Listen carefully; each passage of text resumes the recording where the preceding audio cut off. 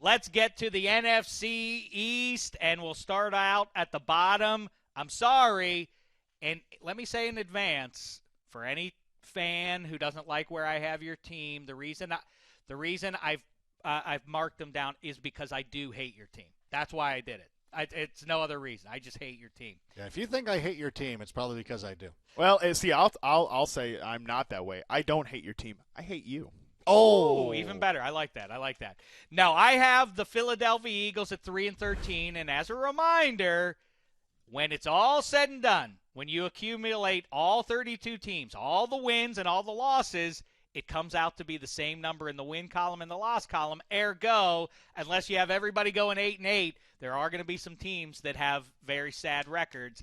I think the Philadelphia Eagles, I don't like the Merkin-Meyer of the Sam Bradford situation with the kid now sitting behind him. Chip Kelly undid a lot of good things going with this team. The thing I like best, though, is I like the defensive pieces quite a bit, and Jim Schwartz is there now coordinating the defense. The defense is an exciting thing, but I like Dorial Green-Beckham. Anyway, Rank, how say you? No, I think they'll be a little bit better than you're giving them credit for because of that defense, and that puts them a little bit higher than these other three teams who just can't stop anybody. And if the Eagles can play enough close ball games, because they'll be in a lot of games, and I will use the Bears of last year as an example, where there was a lot of 50-50 type games where it broke on a play here and there. If the Eagles can get some of those, I see them getting towards 8-8. I think, listen, by week 6, come on, go with Wentz already. I think the writing will be on the wall. Harmon.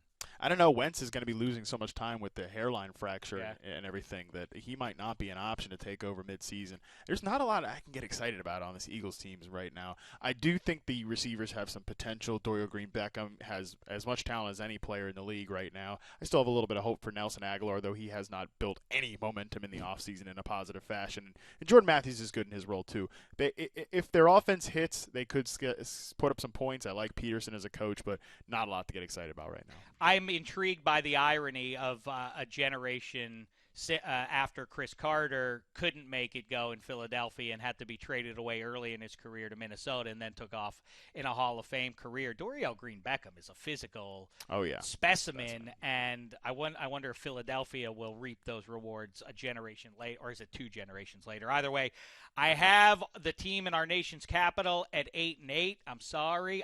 They're enigmatic, so I guess 8-8 That's about right. Right that seems about right. They can't run the ball. That's one of the big running game, but they do have defensive pieces. But you know what? I like the Cowboys even better at 9-7, even though they have zero defense to speak of. I agree with Jerry Jones, who I think recently said that the strength of that unit is the secondary. They do look decent back there, at least compared to the other. I was going to say they look decent by comparison. Right. But the offense is going to be unstoppable. I'll say it for the millionth time now. I think every game they play this year is 54-49. I think every time either team touches the ball, they're going to be a threat to score. But by a whisker, I'm going to give it to the New York Giants at 10-6. I think that McAdoo takes over in year 1. It's a nice, clean transition from the Coughlin era. Coughlin had him playing pretty good ball there quietly in the second half last year. I think Eli has a big year. I think they can run the ball a little bit, and I like the upgrades in defense. Harmon, how say you?